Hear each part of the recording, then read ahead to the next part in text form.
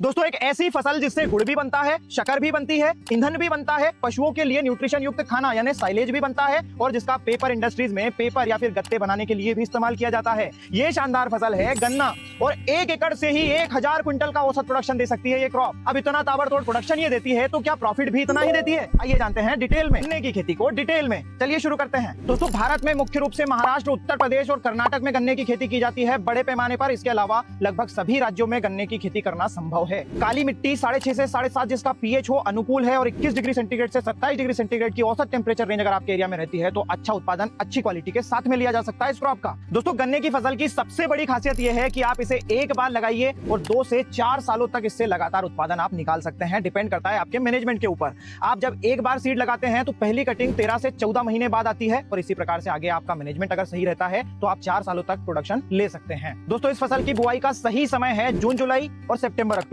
अगर बेहतर क्वालिटी आप चाहते हैं तो सितंबर अक्टूबर में इस फसल की बुआई करें। इस फसल के लिए खेत की तैयारी की अगर बात करें तो जितनी गहराई तक आप जुताई कर सकते हैं प्लव से जुताई करें और उसके बाद डबल रोटावेटर करें और उसके बाद जितनी लाइन से लाइन की दूरी पर आपको बुआई करना है उतनी दूरी पर नालियां बनाएं। उन नालियों में हमें बुआई करना है। दोस्तों गन्ने की बेस्ट वेराइटीज ये रही स्क्रीन पर। आप बीज भी लगा सकते हैं या फिर पौधे तैयार करके भी लगवा सकते हैं। अगर आप नए किसान हैं तो आप बीज ही लगाएं। बीज दोस्तों इसे कहते हैं, यहाँ पर ये देखिए एक और अगली आंख यहाँ पर है, मतलब यहाँ से आपको काटकर मिनिमम 2 आंखें तो लगाना ही चाहिए। बीज लगाने के बाद में मिट्टी से इसे प्रॉपर्ली कवर करें। उसके बाद पहली सिंचाई आप फ्लड इरिगेशन से या फिर स्प्रिंकलर्स के थ्रू दें और बाद में आप या तो फ्लड से दें या फिर ड्रिप भी आप लगा सकते हैं। दोस्तों गन्ने के ताबड़तोड़ उत्पादन के लिए आपको लाइन से लाइन की दूरी 5 से 7 फीट तक रखना चाहिए और बीज से बीज की दूरी 1 फीट तक रखना चाहिए और ऐसे में 3 से 4 टन प्रति एकड़ के हिसाब से आपको बीज की रिक्वायरमेंट होगी। दोस्तों जब फसल सेट हो जाए लगभग 1 महीने की अवधि के बाद में हमें मिट्टी चढ़ाना स्टार्ट करना है। यहाँ पर ये देखिए इस प्रकार से यहाँ पर नाली बन गई है और इधर बेड्स बन गए हैं क्योंकि लगातार मिट्टी चढ़ाई जाती है